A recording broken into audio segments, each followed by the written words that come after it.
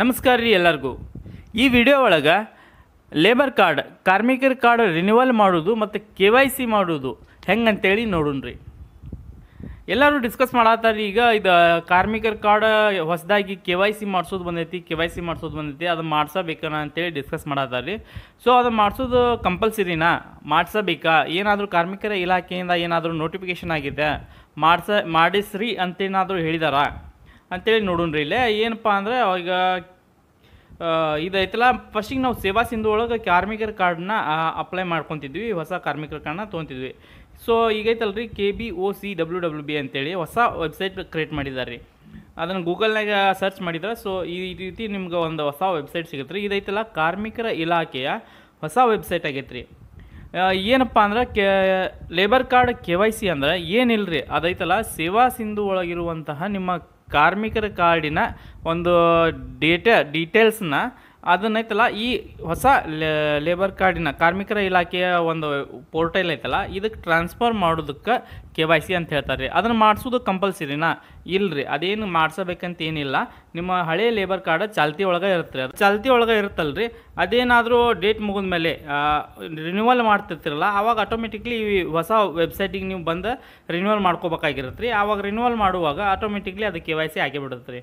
So ಐತಲ್ಲ, ಈಗ ಹಿಂದಿನ ವಿಡಿಯೋ ಒಳಗೆ ನಾವು ಹೊಸ ಫ್ರೆಶ್ ನ್ಯೂ ಲೇಬರ್ ಕಾರ್ಡ್ ಹೆಂಗೆ ಹಾಕೋದು ಅಂತೇಳಿ ತೋರಿಸಿದ್ವಿ ರೀ. ಅದನ್ನು ನೋಡಿದ್ದಿಲ್ಲ ಅಂದ್ರೆ ಡಿಸ್ಕ್ರಿಪ್ಷನ್ ಬಾಕ್ಸ್ನಾಗ ಲಿಂಕ್ ಕೊಟ್ಟಿರ್ತೀನಿ ರೀ, ಅಲ್ಲಿಂದ ನೋಡಿರಿ. ಈಗ ಐತಲ್ಲ ಹೊಸ ಈಗ ಇದ್ದಂಥ ಲೇಬರ್ ಕಾರ್ಡ್ನ ರಿನ್ಯೂವಲ್ ಮಾಡೋದು ಹೆಂಗೆ ಅಂತೇಳಿ ನೋಡ್ರಿ. ಇಲ್ಲಿ ಎರಡು ಆಪ್ಷನ್ ಅದಾವೆ ರೀ, ಲಾಗಿನ್ ಆ್ಯಂಡ್ ರಿಜಿಸ್ಟರ್ ಅಂತೇಳಿ. ರಿಜಿಸ್ಟರ್ ಮೇಲೆ ಕ್ಲಿಕ್ ಮಾಡಿ ಫಸ್ಟ್ ಆಪ್ಷನ್ನ ಚೂಸ್ ಮಾಡ್ಬೇಕು ರೀ.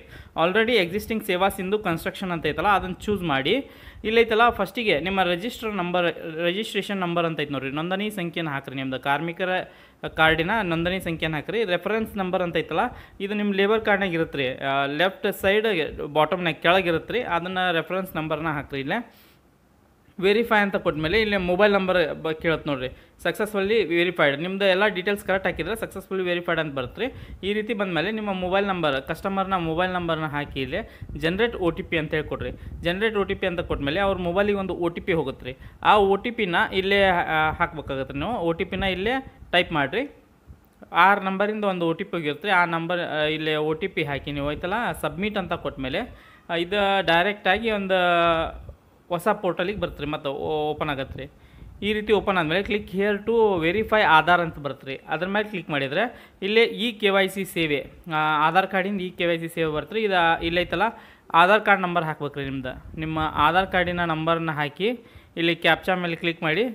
ಇಲ್ಲೈತರ OTP ಫೇಸ್ ಕ್ಯಾಪ್ಚರ್ ಮತ್ತು 3 ಆಪ್ಷನ್ ಅದಾವೆ ರೀ, ಫಿಂಗರ್ ಪ್ರಿಂಟ್ ಅಂತೇಳಿ. ನಿಮ್ದು ಯಾವುದೈತಲ್ಲ ಅದನ್ನ ನೋಡಿರಿ. ನಾ ಇಲ್ಲೇ OTP ಅಂತ ಹೇಳಿ ಹಾಕ್ಯಾನ್ರಿ. ಈಗ OTP ಸೆಂಡ್ ಮಾಡಿ ಕಸ್ಟಮರ್ ಮೊಬೈಲಿಗೆ ಒಂದು OTP ಬರುತ್ತೆ ರೀ. ಆ OTPನ ಹಾಕಿ ಇಲ್ಲೇ ಸಬ್ಮಿಟ್ ಅಂತ ಕ್ಲಿಕ್ ಮಾಡ್ಬೇಕು ರೀ. ಸಬ್ಮಿಟ್ ಅಂತ ಕ್ಲಿಕ್ ಮಾಡಿದ್ಮೇಲೆ ಇದೈತಲ್ಲ ಆಟೋಮೆಟಿಕ್ಲಿ ಇಲ್ಲಿ ಆಧಾರ್ ವೆರಿಫೈಡ್ ಅಂತ ಬರುತ್ತೆ ರೀ. ಇಲ್ಲಿ ವೆರಿಫೈಡ್ ಅಂತ ಬಂದಮೇಲೆ ಇಲ್ಲಿ ರೆಸಿಡೆನ್ಷಿಯಲ್ ಅಡ್ರೆಸ್ ಅಂತ ಬಂದೈತೆ ರೀ. ಫಸ್ಟ್ ಸ್ಟೆಪ್ ಐತಲ್ಲ ರೆಸಿಡೆನ್ಷಿಯಲ್ ಅಡ್ರೆಸ್ ಅಂತೇಳಿ. ಇಲ್ಲೈತಲ್ಲ ಅವ್ರದ್ದು ಟೈಪ್ ಆಫ್ ರೆಸಿಡೆನ್ಸಿ ಅಂತ ಇರುತ್ತೆ. ನೆಕ್ಸ್ಟ್ ಐತಲ್ಲ ಎಂಟರ್ ಯುವರ್ ಸ್ಟೇಟ್, ನಿಮ್ಮ ಕರ್ನಾಟಕ ಅಂತ ಸೆಲೆಕ್ಟ್ ಮಾಡ್ಕೊರಿ. ನೆಕ್ಸ್ಟ್ ಐತಲ್ಲ ಎಂಟರ್ ಯುವರ್ ಡಿಸ್ಟಿಕ್, ನಿಮ್ಮ ಡಿಸ್ಟಿಕ್ನ ಹಾಕ್ರಿ, ತಾಲೂಕನ್ನ ಹಾಕ್ರಿ. ನೆಕ್ಸ್ಟ್ ಸಿಟಿ ಯಾವ್ದು ಬರುತ್ತೆ ನಿಮ್ಮದು ಸಿಟಿನ ಹಾಕ್ರಿ. ವಿಲೇಜ್ ನೇಮನ್ನು ಹಾಕ್ರಿ. ಹಳ್ಳಿ ಯಾವುದಾದ್ರೂ ಇದ್ದರೆ ಗ್ರಾಮೀಣ ಪ್ರದೇಶನವ್ರು ಇದ್ದರೆ ಹಳ್ಳಿನ ಹಾಕ್ರಿ. ನೆಕ್ಸ್ಟ್ ಐತಲ್ಲ ಇದೇ ರೀತಿ ನಿಮ್ಮ ಏರಿಯಾದ ಅಡ್ರೆಸ್ ಕೇಳೈತ್ರಿ. ಈ ರೀತಿ ನಿಮ್ಮ ಪರ್ಸನಲ್ ಡೀಟೇಲ್ಸ್ ರೀ, ಇದು ನೀವು ಎಲ್ಲಿ ವಾಸವಿರ್ತಿರಲ್ಲ ಆ ಡೀಟೇಲ್ಸ್ನ ಇಲ್ಲಿ ಹಾಕ್ರಿ. ನೆಕ್ಸ್ಟ್ ಐತಲ್ಲ ಇಲ್ಲಿ ಅಪ್ಲೋಡ್ ಎಕ್ಸಿಸ್ಟಿಂಗ್ ಲೇಬರ್ ಕಾರ್ಡ್ ಅಂತ ಐತ್ರಿ. ನಿಮ್ಮ ಸೇವಾ ಸಿಂಧುವಿಂದ ತೊಗೊಂಡಂಥ ಒಂದು ಲೇಬರ್ ಕಾರ್ಡ್ ಇರುತ್ತಲ್ಲ ಅದನ್ನೈತಲ್ಲ ಅದನ್ನು ಸ್ಕ್ಯಾನ್ ಮಾಡಿ ಇಲ್ಲೇ ಅಪ್ಲೋಡ್ ಮಾಡಿರಿ. ಇಲ್ಲ ಅಪ್ಲೋಡ್ ಮಾಡಿದ್ಮೇಲೆ ಇಲ್ಲೈತಲ್ಲ ಸೆಲೆಕ್ಟ್ ಯುವರ್ ಜೆಂಡರ್ ಅಂತಿದ್ದಲ್ಲಿ ಆಟೋಮೆಟಿಕ್ಲಿ ಅದು ಜೆಂಡರ್ ಪೆಂಚ್ ಆಗಿರುತ್ತೆ. ನಿಮ್ಮ ಆಧಾರ್ ಕಾರ್ಡಿನ ಡೀಟೇಲ್ಸ್ ನೀವು ಎಂಟ್ರಿ ಮಾಡಿದ್ರಲ್ಲ ಅದರಿಂದ ಇದೈತಲ್ಲ ಆಧಾರ್ ಕಾರ್ಡಿನ ಡೀಟೇಲ್ಸ್ನಾಗ ಇದ್ದಂಗೆ ಇದು ನಿಮ್ಮ ಜೆಂಡರ್ ಇಲ್ಲೇ ಪೆಂಚ್ ಆಗಿರುತ್ತೆ ರೀ. ಸೊ ನೆಕ್ಸ್ಟ್ ಐತಲ್ಲ ಕೆಟಗರಿ ಅಂತ ಬರುತ್ತೆ ರೀ. ಇಲ್ಲೇ ಕೆಟಗರಿನ ಸೆಲೆಕ್ಟ್ ಮಾಡ್ಕೊಡ್ರಿ. ಕೆಟಗರಿ ಸೆಲೆಕ್ಟ್ ಆದಮೇಲೆ ನೆಕ್ಸ್ಟ್ ಐತಲ್ಲ ಇಂಟರ್ ಸ್ಟೇಟ್ ಮೈಗ್ರೇಟ್ ವರ್ಕರ ಅಂತ ಐತ್ರಿ. ಬೇರೆ ಸ್ಟೇಟಿಂದ ಇಲ್ಲಿ ಬಂದು ವರ್ಕ್ ಮಾಡ್ತಾ ಇದ್ದಾರೆ ಅಂತ ಇದ್ದರೆ ಎಸ್ ಅಂತ ಕೊಡ್ರಿ, ಇಲ್ಲ ನೋ ಕೊಡ್ರಿ. ಇಲ್ಲಿ ರಿಲಿಜನ್ ಅಂತೈತಿ, ಹಿಂದೂ ಮುಸ್ಲಿಂ ಕ್ರಿಶ್ಚಿಯನ್ ಯಾವುದಿತ್ತಲ್ಲ ಅದನ್ನ ಹಾಕ್ರಿ. ನೇಚರ್ ಆಫ್ ವರ್ಕ್ ಇದ್ದಲ್ಲಿ ನೀವು ಏನು ಮಾಡ್ತೀರಾ work, plumber, ಎಲೆಕ್ಟ್ರಿಷಿಯನು, Goundi, construction worker ಏನಿದೆ ಅಲ್ಲ ಅದನ್ನು ಸೆಲೆಕ್ಟ್ ಮಾಡ್ಕೊರಿ. ನೆಕ್ಸ್ಟ್ ಐತಲ್ಲ ಆಯುಷ್ಮಾನ್ ಭಾರತ್ ಕಾರ್ಡ್ ಇದೆ ಅಂತ ಕೇಳ್ತೀರಿ. ಇದ್ರೆ ಎಸ್ ಅಂತ ಕೊಟ್ಟು ಅದನ್ನು ನಂಬರ್ನ ಹಾಕ್ರಿ, ಇಲ್ಲಾಂದ್ರೆ ನೋ ಅಂತ ಕೊಡ್ರಿ. ನೆಕ್ಸ್ಟ್ ಐತಲ್ಲ ಫ್ಯಾಮಿಲಿ ಡೀಟೇಲ್ಸ್ ಅಂತ ಕೇಳೈತ್ರಿ. ಇಲ್ಲೈತಲ್ಲ ಲಿಸ್ಟ್ ಆಫ್ ಫ್ಯಾಮಿಲಿ ಮೆಂಬರ್ಸ್, ನಿಮ್ಮ ಎಷ್ಟು ಮಂದಿ ಫ್ಯಾಮಿಲಿ ಮೆಂಬರ್ಸ್ ಅದಾರಲ್ಲ, ಗಂಡ ಹೆಂಡತಿ ಮಕ್ಕಳು ಅಥವಾ ನೀವು ಮದುವೆ ಆಗಿದ್ದಿಲ್ಲ ತಂದೆ ತಾಯಿ ಇವ್ರನ್ನೆಲ್ಲ ನೀವು ಡೀಟೇಲ್ಸನ್ನ ಇಲ್ಲಿ ಎಂಟ್ರಿ ಮಾಡ್ಬೇಕಾಗತ್ತೆ ರೀ. ಇಲ್ಲ ಐತಲ್ಲ ಲಿಸ್ಟ್ ಆಫ್ ಫ್ಯಾಮಿಲಿ ಮೆಂಬರ್ ಅಂತಿದ್ದಲ್ಲಿ ಇವನ್ನ ಸೆಲೆಕ್ಟ್ ಮಾಡ್ಕೊಳ್ರಿ. ಫಸ್ಟಿಗೆ ರಿಲೇಷನ್ ಅಂತಿದೆಯಲ್ಲ, ಇಲ್ಲೈತಲ್ಲ ನಿಮ್ದು ಏನು ಅವ್ರ ರಿಲೇಷನ್ ಏನಾಗಬೇಕು, ತಂದೆ ತಾಯಿ ಮಗ ಏನೈತಲ್ಲ ಅದನ್ನು ಸೆಲೆಕ್ಟ್ ಮಾಡ್ಕೊರಿ. ನೆಕ್ಸ್ಟ್ ಐತಲ್ಲ ಅವ್ರದ್ದು ಫಸ್ಟ್ ನೇಮ್ನ ಹಾಕ್ರಿ, ಮಿಡಲ್ ನೇಮ್ನ ಹಾಕಿ, ಲಾಸ್ಟ್ ನೇಮ್ನ ಹಾಕ್ರಿ. ಹಾಕಿ ಅದಾದಮೇಲೆ ಐತಲ್ಲ ಆಧಾರ್ ನಂಬರ್ ಕೇಳಿತ್ರಿ, ಅವ್ರದ್ದು ಆಧಾರ್ ನಂಬರ್ನ ಹಾಕ್ರಿ. ನೆಕ್ಸ್ಟ್ ಐತಲ್ಲ ಡೇಟ್ ಆಫ್ ಬರ್ತ್ನ ಸೆಲೆಕ್ಟ್ ಮಾಡ್ಕೊರಿ. ಅವ್ರದ್ದು ಆಧಾರ್ ಕಾರ್ಡ್ನಾಗಿರುವಂತೆ ಅವ್ರದ್ದು ಡೇಟ್ ಆಫ್ ಬರ್ತ್ನ ಸೆಲೆಕ್ಟ್ ಮಾಡ್ಕೊರಿ. ನೆಕ್ಸ್ಟ್ ಐತಲ್ಲ ಪ್ರೊಫೆಷನ್ ಅಂತ ಐತ್ರಿ, ಅದೈತಲ್ಲ ಸ್ಟೂಡೆಂಟು ವರ್ಕರು ಏನು ಮನ್ಯಾಗ ಇರ್ತಾರೆ ಅಂತ ಐತ್ರಿ, ಅದನ್ನ ಹಾಕೋರಿ. ಸ್ಟೂಡೆಂಟ್ ಅಂತ ಹಾಕಿದ್ರೆ ನೆಕ್ಸ್ಟ್ ಎಜುಕೇಷನ್ ಕ್ವಾಲಿಫಿಕೇಷನ್ನ ಸೆಲೆಕ್ಟ್ ಮಾಡ್ಕೊರಿ. ಅಲ್ಲಿ ಕೆಳಗೊಂದು ನಾಮಿನಿ ಅಂತ ಆಪ್ಷನ್ ಇರುತ್ತೆ, ನೀವು ಯಾರು ನಾಮಿನಿ ಬಯಸ್ತಿರಲ್ಲ ಅವ್ರ ಮೇಲೆ ಕ್ಲಿಕ್ ಮಾಡಿರಿ. ನೆಕ್ಸ್ಟ್ ಐತಲ್ಲ ಬ್ಯಾಂಕ್ ಡೀಟೇಲ್ಸ್ ಕೇಳ್ತ್ರಿ, ಡೈರೆಕ್ಟಾಗಿ ಬ್ಯಾಂಕ್ ಡೀಟೇಲ್ಸ್ನ ಹಾಕ್ರಿ. ನಿಮ್ಮ ಬ್ಯಾಂಕ್ ಅಕೌಂಟ್ ನಂಬರ್ ಅಂತ ಕೇಳೈತೆ ನೋಡಿರಿ, ಇಲ್ಲೈತಲ್ಲ ಅವ್ರ ಕಸ್ಟಮರ್ ಅಕೌಂಟ್ ನಂಬರ್ನ ಹಾಕ್ರಿ. ಅಕೌಂಟ್ ನಂಬರ್ನ ಹಾಕಿ ಡೈರೆಕ್ಟ್ ಅವ್ರ IFSC ಕೋಡ್ನ ಹಾಕಿ ಪೆಂಚ್ ಡೀಟೇಲ್ಸ್ ಅಂತ ಐತೆ ನೋಡಿರಿ, ಪೆಂಚ್ ಡೀಟೇಲ್ಸ್ ಅಂತ ಕೊಡ್ರಿ. Automatically bank name, bank branch address ಎಲ್ಲ ಆಟೋಮೆಟಿಕ್ಲಿ ಫಿಲ್ ಆಗುತ್ತೆ ರೀ. ಅದು ಫಿಲ್ ಆದಮೇಲೆ ಇಲ್ಲೈತಲ್ಲ ಲೇಬರ್ ಕಾರ್ಡಿನ ನಿಮ್ದು ಬ್ಯಾಂಕ್ ಪಾಸ್ಬುಕ್ಕಿನ ಫ್ರಂಟ್ ಪೇಜ್ ಇರುತ್ತಲ್ಲ ಅದನ್ನು ಇಲ್ಲೇ ಅಪ್ಲೋಡ್ ಮಾಡಿರಿ. ಫಸ್ಟ್ ಪೇಜ್ನಾಗ ಅಕೌಂಟ್ ನಂಬರು ಫೋಟೋ ಎಲ್ಲ ಇರುತ್ತಲ್ಲ ಅದನ್ನು ಇಲ್ಲಿ ಅಪ್ಲೋಡ್ ಮಾಡಿ ಸಬ್ಮಿಟ್ ಅಂತ ಕೊಟ್ರೆ ಇಲ್ಲಿಗೆ ಐತಲ್ಲ ನಿಮ್ಮ ಲೇಬರ್ ಕಾರ್ಡಿನ KYC ಕಂಪ್ಲೀಟ್ ಆದಂಗೆ ರೀ.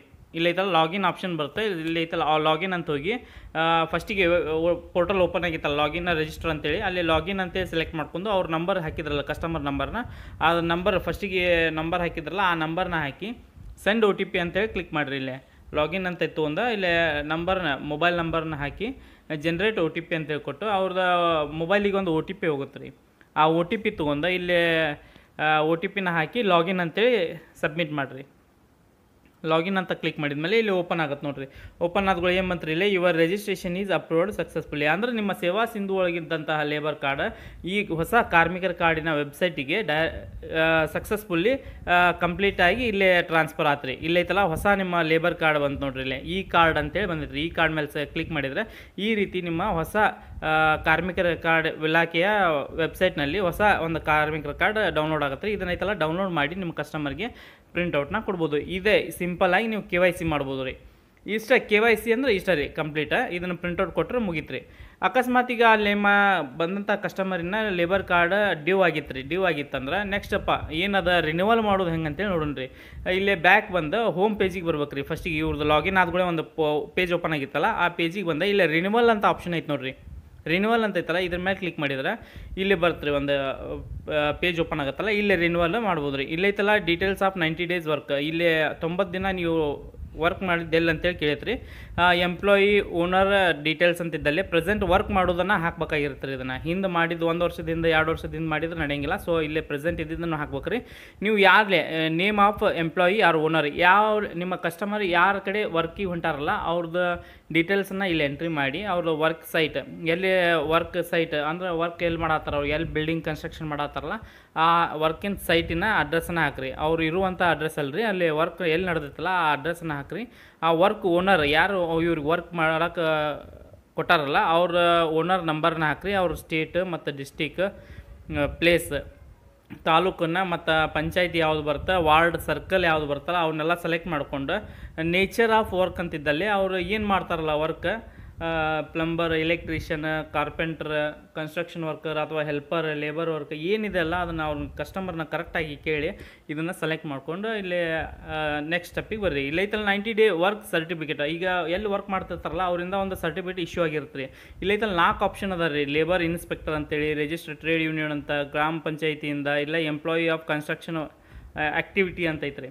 ಇದನ್ನು ಕನ್ಸ್ಟ್ರಕ್ಷನ್ ಆ್ಯಕ್ಟಿವಿಟಿ ಸೆಲೆಕ್ಟ್ ಮಾಡಿದರೆ name of issuer, designation of issuer, mobile number ಕೇಳುತ್ತೆ, ಇಶ್ಯೂ ಡೇಟ್ ಕೇಳುತ್ತೆ. ನೆಕ್ಸ್ಟ್ ರಿಜಿಸ್ಟರ್ ಇದು PDOದು ಹಾಕಿದ್ರೆ ಅಂದ್ರೆ name of issuer, place of issuer. Labour inspector ಅಂತ ಸೆಲೆಕ್ಟ್ ಮಾಡಿದರೆ labour inspector name, circle name ರೀ ಮತ್ತು ಅವ್ರ ಮೊಬೈಲ್ ನಂಬರ್ ಕೇಳುತ್ತೆ ರೀ. ನಾ ಇಲ್ಲೇ ಟ್ರೇಡ್ ಯೂನಿಯನ್ನ ಸೆಲೆಕ್ಟ್ ಮಾಡಿದ್ದೇನೆ ರೀ. ಇಲ್ಲೈತಲ್ಲ ನೆಕ್ಸ್ಟ್ ಏನಪ್ಪ ಅಂದ್ರೆ ಇಶ್ಯೂ ಡೇಟ್ ಅಂತ ಕೇಳಿದ್ರಿ. ಅವರು ಟ್ರೇಡ್ ಯೂನಿಯನ್ನವರು ಇವರಿಗೆ ಯಾವಾಗ ಇಶ್ಯೂ ಮಾಡ್ಯಾರ, 90 day ವರ್ಕಿಂಗ್ ಸರ್ಟಿಫಿಕೇಟ್ ಯಾವಾಗ ಇಶ್ಯೂ ಮಾಡ್ಯಾರ ಆ ಡೇಟನ್ನು ಹಾಕಿ ಇಲ್ಲಿ ಯೂನಿಯನ್ ನೇಮ್, ಅವ್ರ ಯೂನಿಯನ್ ನೇಮ್ ಏನೈತಲ್ಲ ಅದನ್ನು ಇಲ್ಲಿ ಸರ್ಚ್ ಮಾಡಿ ಅಲ್ಲಿ ಯೂನಿಯನ್ ನೇಮ್ ಬರ್ತೀರಿ, ಅದನ್ನು ಸೆಲೆಕ್ಟ್ ಮಾಡ್ಕೊಂಡು next union registration number automatically Pench ಆಗುತ್ತೆ ರೀ. ನೇಮ್ ಆಫ್ ದ ಇಶ್ಯೂವರ್ನ ಅಲ್ಲಿ ನಾವು ಮ್ಯಾನ್ಯುವಲಿ ಟೈಪ್ ಮಾಡ್ಬೇಕು ರೀ. ಅದಾದಮೇಲೆ upload your 90 day work certificate ಅಂತೈತಿ, ಅಲ್ಲಿ ಅವ್ರು ಸೈನ್ ಮಾಡಿಸ್ಕೊಂಬಂದಿರ್ತಾರಲ್ಲ ಆ ಫಾರ್ಮ್ನ ಇಲ್ಲಿ ಅಪ್ಲೋಡ್ ಮಾಡ್ಬೇಕು ರೀ. ಅದನ್ನು ಫಾರ್ಮ್ನ ಇಲ್ಲಿ ಅಪ್ಲೋಡ್ ಮಾಡಿ ನೆಕ್ಸ್ಟ್ ಐತಲ್ಲ upload your 3 months pay slip ಅಂತಿದ್ದಲ್ಲಿ ಅದು 3 months ಪೇ ಸ್ಲಿಪ್ ಅಲ್ಲಿ ಕೊಟ್ಟಿರ್ತಾರೆ ರೀ, ಅದನ್ನು ಸಿಗ್ನೇಚರ್ ಮಾಡಿ ಕೊಟ್ಟಿರ್ತಾರೆ, ಅದನ್ನು ಇಲ್ಲಿ ಸ್ಕ್ಯಾನ್ ಮಾಡಿ ಅಪ್ಲೋಡ್ ಮಾಡ್ಬೇಕು ರೀ.